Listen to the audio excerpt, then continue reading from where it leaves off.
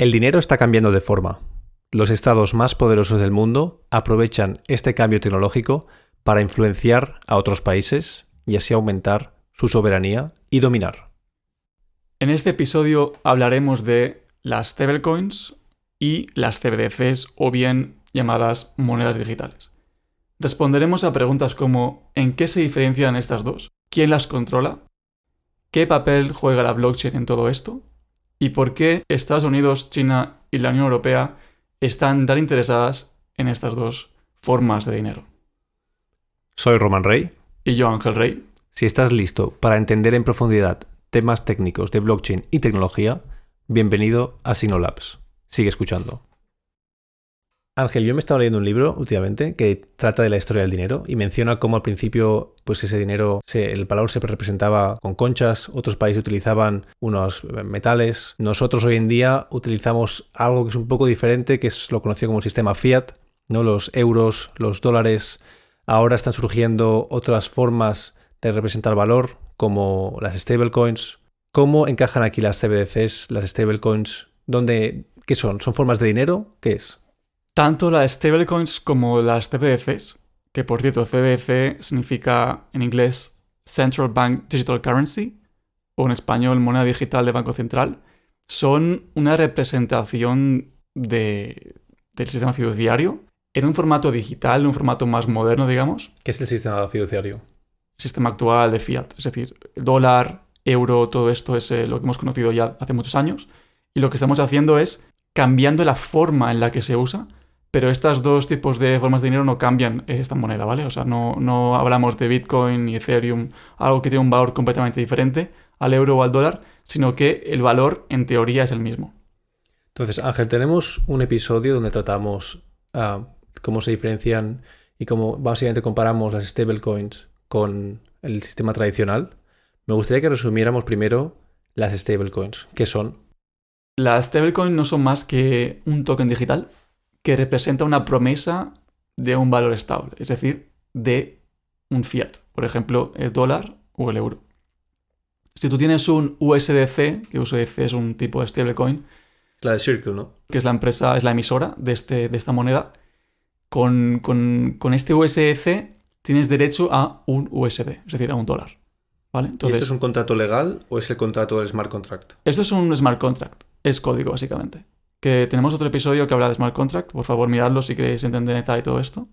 Pero básicamente es un código que te promete que se va a guardar el valor igual que el dólar, ¿vale? Si todo va bien, porque a veces ha habido momentos donde la equivalencia no ha sido siempre 100%.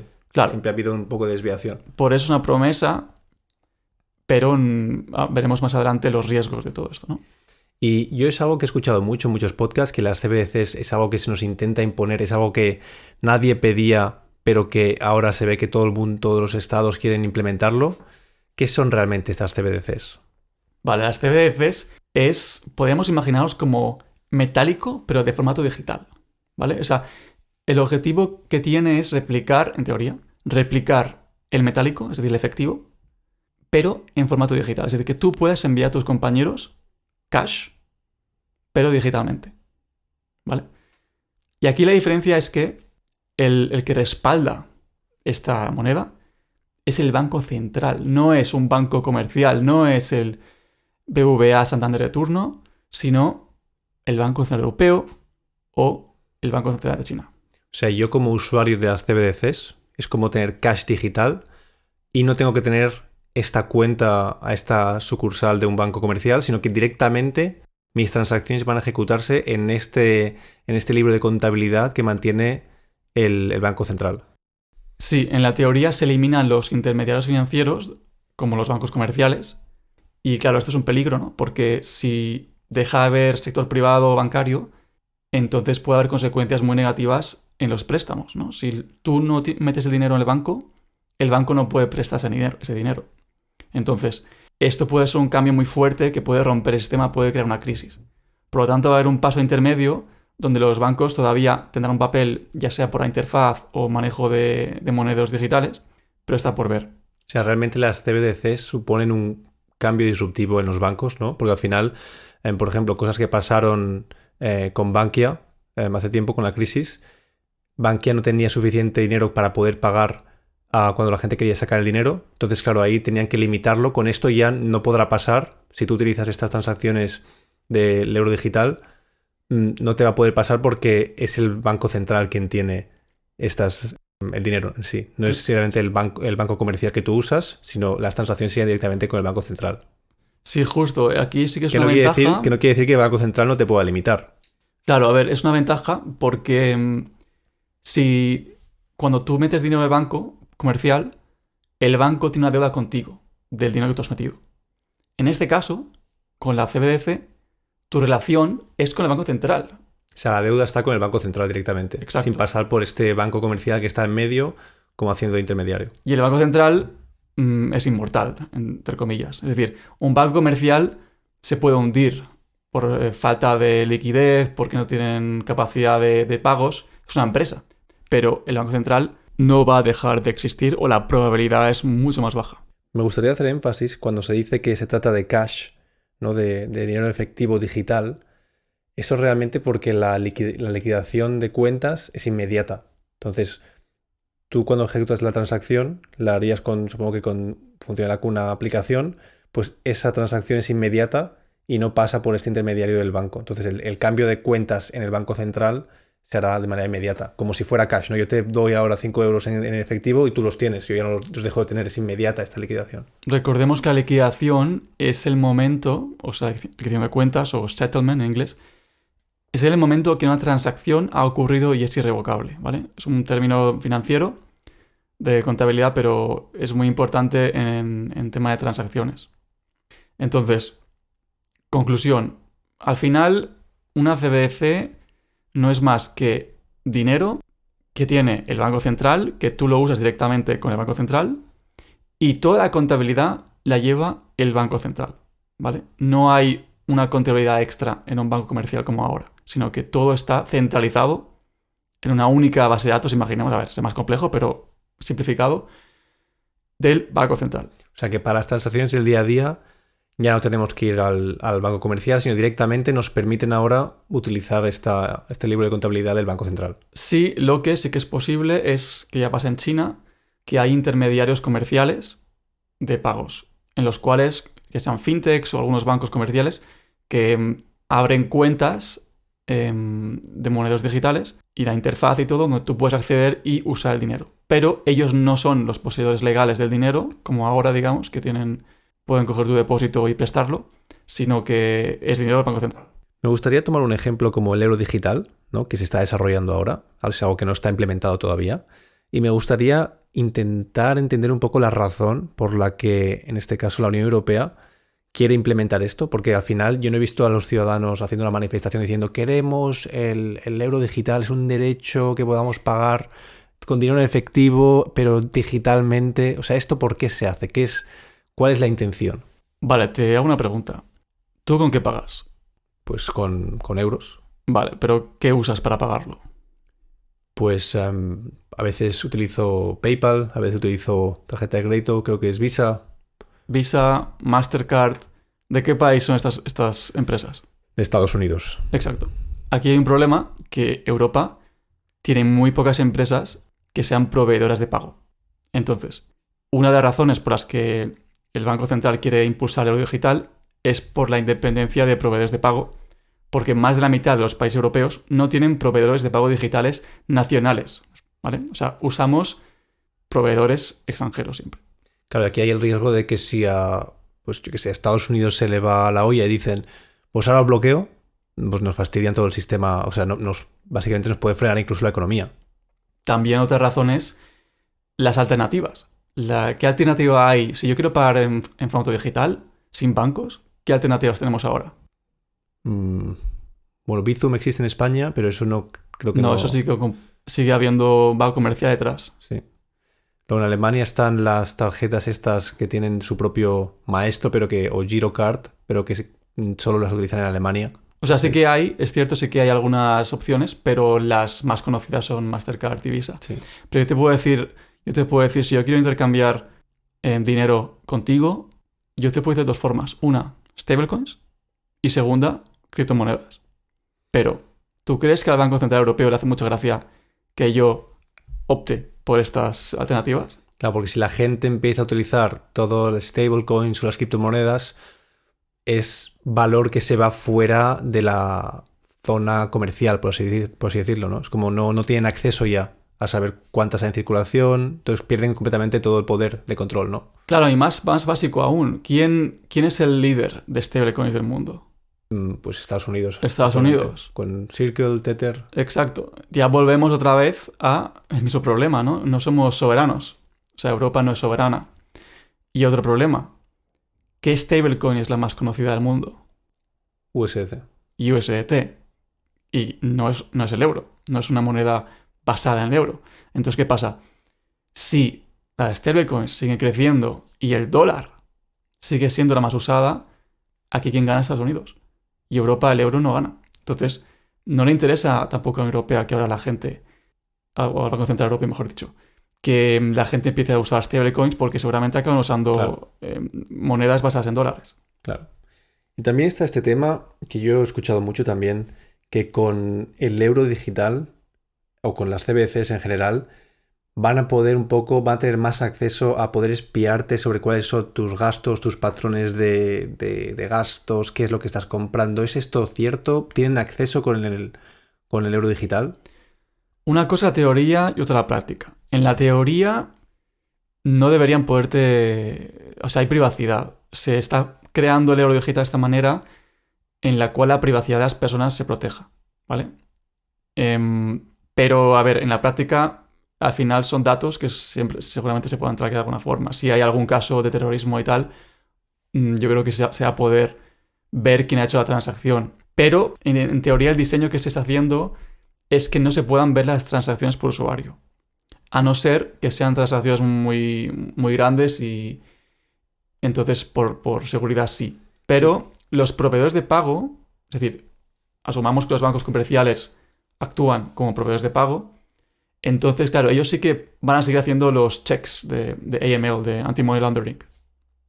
Yo también me he informado en esto y al final no está diseñado de una manera de que vas a tener tu nombre, tu apellido linkado a tu monedero del euro digital, sino que más bien tú vas a tener como una dirección, como una ID completamente anónima o como mínimo pseudoanónima, para también porque si se te ofrecen una manera de espiarte directamente, pues la gente no lo va a usar. Entonces es algo que tampoco han querido diseñar. Entonces yo también tengo una duda, porque hoy en día en el sistema financiero que tenemos, los bancos hacen este papel de gestionar la liquidez que tienen para poder prestarla, para que gente que toma préstamos pueda hacer proyectos, etcétera. Pues es una manera de acelerar la economía, ¿no? Si los bancos ahora no disponen de este cash, de esta liquidez, entonces pierden su negocio principal, que es básicamente gestionar el dinero, dar préstamos, etcétera.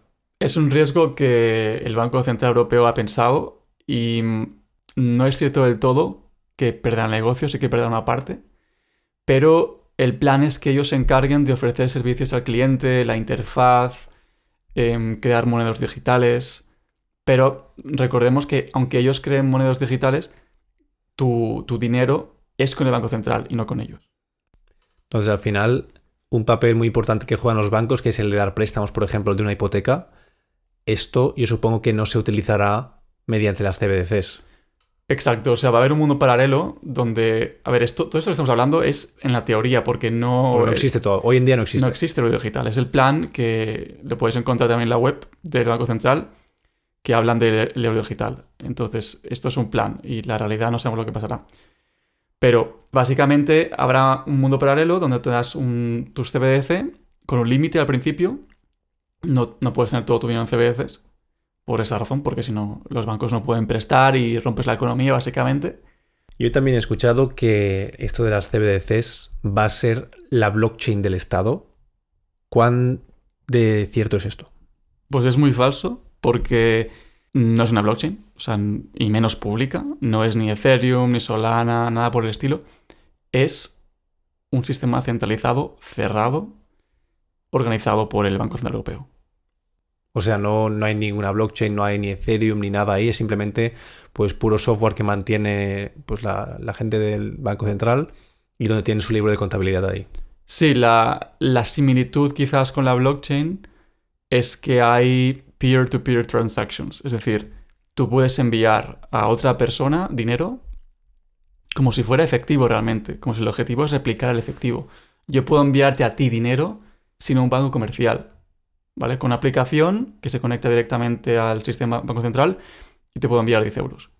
Entonces, esto al final, yo también he escuchado mucho sobre que podría haber restricciones sobre el dinero que tienes. También he escuchado esto del dinero programable. ¿Es esto algo que se plantea hacer con el euro digital o que es posible técnicamente? No. El plan del euro digital es que no sea programable, es decir, no es un cupón que solo puede usar para comida, es decir, mucha gente cree que no, es que con el dinero euro digital te podrán controlar lo que compras. Por ahora no está diseñado, evidentemente en la práctica veremos lo que pasa, pero no, el diseño no es así. No te pueden bloquear para comprar lo que tú quieras. Entonces, esto del euro digital, pues es un proyecto que todavía no, o se está implementando o se está diseñando, pero no existe hoy en día en Europa. Lo que sí que existe es el yuan digital en China, que es la CBDC más grande del mundo. Exacto. El yuan digital comparte muchas similitudes con lo que hemos comentado del euro digital.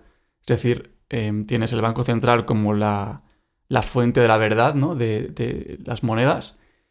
Y también tienen pensado, bueno, tal y como está montado ahora, hay los proveedores de servicios de pagos que permiten que tú accedas a tu moneda digital y puedas interactuar con las monedas digitales. O sea, estos son los intermediarios. Sí, que puede ser un banco comercial o puede ser una fintech o puede ser...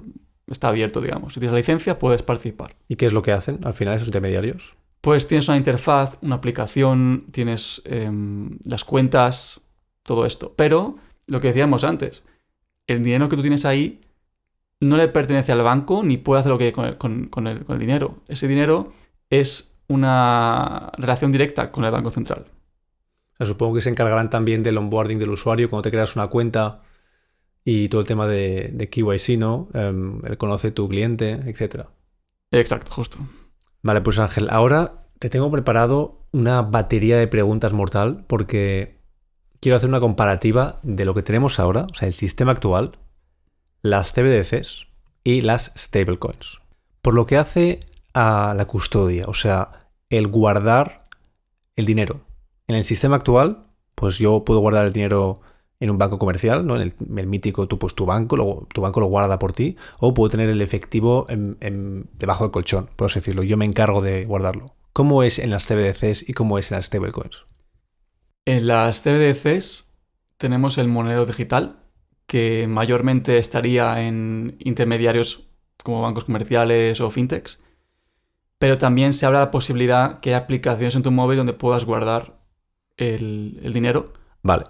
En temas de estabilidad, con el sistema actual tú tienes hasta 100.000 euros garantizados en el banco, lo que significa que si el banco la lía, pues está obligado, el Estado va a poner 100.000 euros para poderte pagar a ti lo que tenías en el banco. Exacto, si el banco se va a la bancarrota, pues tú tienes garantizados 100.000 euros. ¿Por qué? Pues porque aquí la relación, de nuevo, es con el banco, no es con el Banco Central. Con el CBDC esto no pasaría. Está garantizado 1 a 1 con el Banco Central. Y con las stablecoins no hay nada garantizado. Depende mucho del mecanismo que la empresa esté usando. Por ejemplo, Circle, ¿no? Tiene un mecanismo de respaldo con dólares y con bonos del tesoro americanos. Entonces, dependiendo de esto, se basa la estabilidad de este respaldo que monta Circle. Entonces, en las stablecoins hay lo típico que se dice cuando una de estas monedas, por ejemplo, USDC, se desvía, se hace un depeg, ¿no? del valor del dólar, ¿no? Hubo, por ejemplo, en el caso de cuando hubo el colapso de Silicon Valley Bank en marzo de 2023, USDC se despegó hasta 12 céntimos por debajo, lo que significa que perdiste un 12% del valor en aquella temporada. Sí, aunque luego se corrigió a los 2 días, pero sí es cierto que hay un riesgo de confiar en el emisor y el mecanismo que está usando. Además de confiar también en la blockchain en la cual existe, ¿no? Porque USDC, que se puede usar en Ethereum, por ejemplo, tienes que confiar también en la blockchain. Es decir, hay más riesgos. Entonces, por lo que hace al emisor, en el sistema actual tenemos el Banco Central, o sea, un organismo público. En las CBDCs sigue siendo este Banco Central, como hemos mencionado. Uh-huh. Y en las stablecoins tenemos empresas privadas que emiten estos tokens, ¿no? Como en el caso de Circle, emite USDC, USD, EURC, etc. Exacto. ¿Cuál es el mecanismo de estabilización que utiliza el sistema actual, las CBDCs y las stablecoins? El sistema actual y las CBDCs, pues sería el Banco Central quien define el mecanismo de estabilización y las stablecoins sería la empresa y decidiría en el respaldo de fiat o activos similares como bonos a corto plazo. Vale. Entonces, respecto a las transferencias, yo cuando hago una transferencia con el sistema actual, pues igual si la hago por PayPal mismo, ¿no? Pues primero pasa por PayPal, luego igual la transferencia pasa por Visa, luego por mi banco, se la toca a todo el mundo y está al final controlado pues por el banco comercial, ¿no? Y también por el Estado al final. Las CBDCs hemos visto que es el Banco Central directamente, eso pues al final hemos dicho que hay este riesgo, ¿no? Que donde los bancos como que se quedan sin hacer muchas cosas. Y en el stablecoin sería la blockchain. Tú mueves directamente, tú transfieres el valor directamente en la blockchain. Entonces, en el sistema actual, el alcance de estas transferencias suele ser doméstico, aunque suele ser doméstico por la zona económica, ¿no? Por ejemplo, en Europa tú puedes con SEPA enviar pues, de España, Francia, Alemania, etc. Con las CBDCs, supongo que también va a ser doméstico. Claro, es doméstico, aunque sí que hay planes para que haya pagos transfronterizos, pero sí, el objetivo es puramente doméstico, a diferencia de las stablecoins, en las cuales aquí ganan con mucha diferencia para hacer pagos internacionales o transferencias de dinero entre países completamente diferentes. Por lo que hace a la velocidad de estas transferencias, el sistema actual es prácticamente hoy en día instantáneo, con SEPA Instant, por ejemplo, en Europa. Domésticamente sí. Y para CBDC lo mismo domésticamente. Aquí la diferencia es a dónde envías tú el dinero. Porque las stablecoins tú puedes tomar USDC y enviarlo a Argentina en segundos y sin un banco. ¿Vale? Entonces, Y esto aquí con el sistema actual no va a ser puede. posible. Y también con las CBDCs, pues supongo que si lo envías a Brasil, no es el mismo Banco Central. Tendrán ellos su propia CBDC. Es otro sistema completamente diferente. Vale. Un tema muy interesante es, por ejemplo, en el caso que hablábamos antes, cuando yo quiero enviar dinero al extranjero, por ejemplo, en el caso de antes quiero enviar dinero a Brasil, pues mi banco si pues supongamos que estoy en España, no tiene una sucursal. Puede no tener una sucursal en Brasil. Entonces, aquí hay dos bancos de dos zonas comerciales diferentes que tienen que comunicarse y poder aceptar dineros internacionales. En las CBDCs, supongo, yo imagino que van a tener que inventar una especie de puente o va a ser la misma historia, se te va a tener que sincronizar el Banco Central de Europa con el Banco Central brasileño. En las stablecoins, Claro, en las stablecoins tenemos mucha interoperabilidad que se llama, que es cuando puedes cambiar de sistema. Yo puedo enviar, por ejemplo, Bitcoin, yo lo puedo enviar a Ethereum con un contrato, con un smart contract, y puedes hacer lo que se conoce como bridge, ¿no? Puedes ir cambiando de sistema. En el caso de CBDCs, no se sabe todavía cómo va a funcionar. Lo más probable es que sean sistemas 100% cerrados.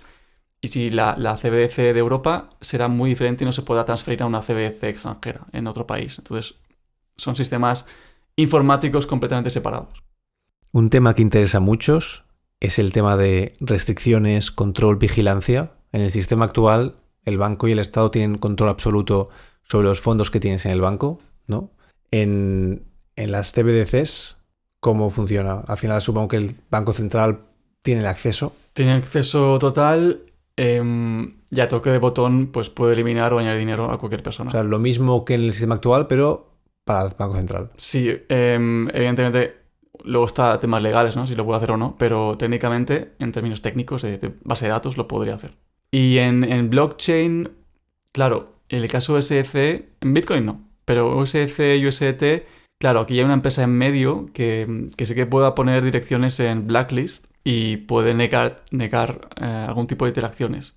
Pero es más complejo, pero como resumen, estamos ahí en zona gris. Y todos estos procesos, al final todas estas transferencias, ¿dónde se ejecutan? Por ejemplo, en el caso del sistema actual, el software que correrá el banco comercial. En las CBDCs hemos hablado de este servidor, de esta base de datos del Banco Central. Exacto, en las stablecoins, la blockchain y el emisor que controla esta stablecoin. Que la blockchain no deja de ser un servidor, una base de datos distribuida. Exacto, con muchos nodos, muchos ordenadores ejecutando código. Y Ángel, al final, Todo esto de las CBDCs, que nos la quieren colar de alguna manera, ¿esto al final para qué? Es una buena pregunta. Hemos hablado antes de la parte positiva, ¿no? Que de la soberanía, etcétera. Pero hay otra cosa que nos hemos contado, un poco más oscura. Básicamente, y no es el control de la privacidad y todo eso, teorías conspiratorias, sino es un poco más de macroeconomía. Es decir, si tú controlas directamente la moneda, puedes, informáticamente, puedes prevenir fuga de capital, puedes prevenir el flujo del dinero, puedes estabilizar la moneda, puedes controlar la inflación, puedes limitar el envío de dinero al extranjero, puedes bloquear movimientos muy grandes de dinero. Evidentemente puedes decir, sí, pero también lo puedes hacer un banco comercial, ¿no? Sí, pero no directamente. Es decir, es lo que hablamos siempre. Una cosa es la parte técnica y otra cosa es la parte legal. De hecho, curiosamente, lo de limitar el envío de dinero extranjero, esto se ha hecho siempre a lo largo de toda la historia, aplicando, por ejemplo, incrementando los impuestos, los aranceles, etc. Las stablecoins al final se patinan todo este control que ofrecen las CBDCs. Sí, pero no todo lo que brilla es oro. Pongamos que vives en un país con una elevada inflación y tu moneda pierde valor. ¿Tú qué harías? La cambio por otra. ¿Cuál buscarías? Pues el dólar mismo. Vale. ¿Tú crees que en tu país que tienes problemas económicos puedes ir fácilmente a un banco y abrir una cuenta bancaria en dólares? No. No, pero puedes ir a una bolsa de criptomonedas, meter tu moneda del país, intercambiarla por USDC y ya tienes dólares. O sea, tengo dólares, me protejo de la inflación de mi moneda local y lo puedo acceder de una manera relativamente fácil, simplemente con acceso a internet y obviamente tener el dinero.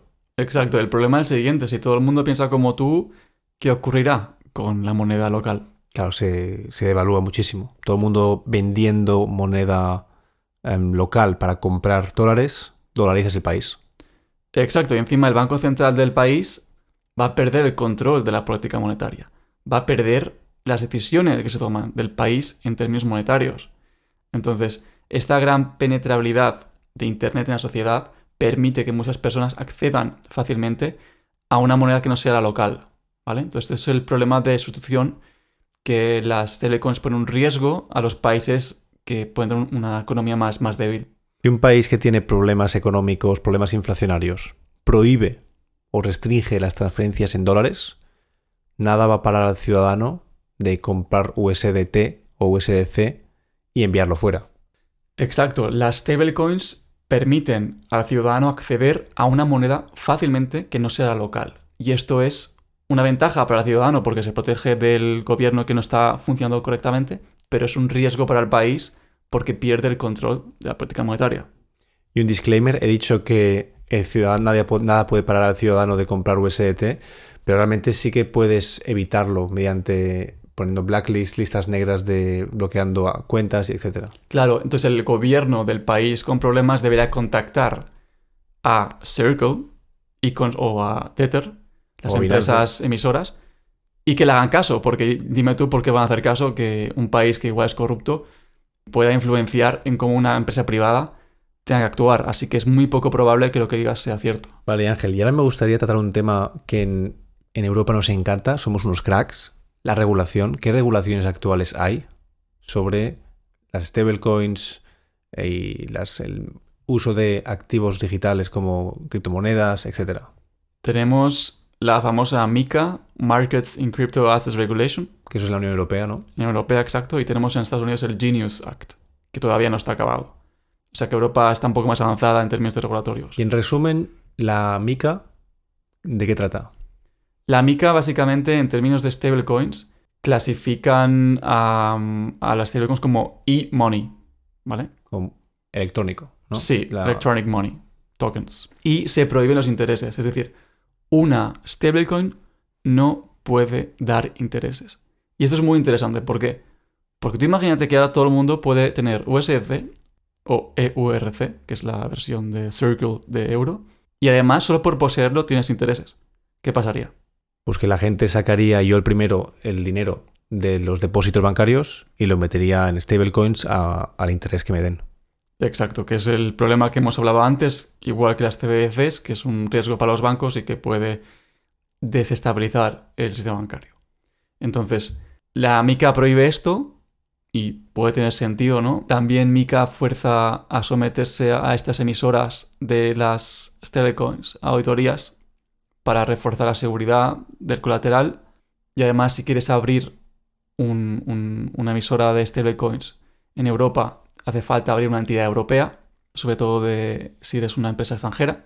Y el enfoque es más protectivo, no es tan innovador como hablaremos ahora de Estados Unidos, donde el Genius Act, que aún no está aprobado, a marzo de 2026, tiene un enfoque de promoción más de las stablecoins globalmente, porque, y esto es lo que comentamos al principio del podcast, lo que quieren hacer es influenciar que el dólar domine en las stablecoins y sea usado en más sitios, ¿no? Porque cuanto más se use el dólar, más poder puede tener Estados Unidos de influenciar las políticas de los países. Es una estrategia al final para expandir el dólar y permite a bancos y a fintechs licenciadas de ofrecer estos servicios. Vale, para acabar, me gustaría concluir con un pequeño resumen de lo que hemos aprendido. Hemos visto cómo las stablecoin pertenecen al sector privado y usan estas blockchain públicas. Las CBDCs, por otro lado, están centralizadas, son dinero de los bancos centrales y están gestionadas por el Banco Central. Las stablecoins funcionan perfecto para pagos transfronterizos, las liquidaciones son inmediatas y no se necesitan chanchullos de banco corresponsal que opere entre bancos internacionales.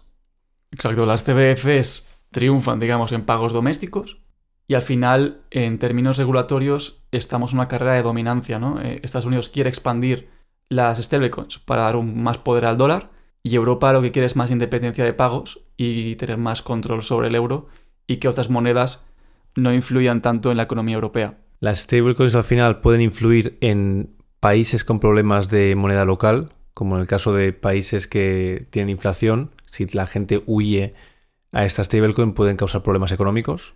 Es decir, repetimos el rol de la dominancia de que quien controle las stablecoins con su moneda más fuerte puede influenciar también en políticas de otros países, en el estado económico de los países. Y finalmente, las CBDCs y las stablecoins son una amenaza para los bancos, para el sistema actual, aunque se planea que todo funcione a la par y que haya una sinergia, porque también hay un interés de que no se rompa el sistema y obviamente hay un interés económico por parte de los bancos, de hacer un lobby y no perder su negocio. Al final el dinero va a seguir cambiando y desde Signolabs vamos a seguir su evolución. Si no te quieres perder, síguenos.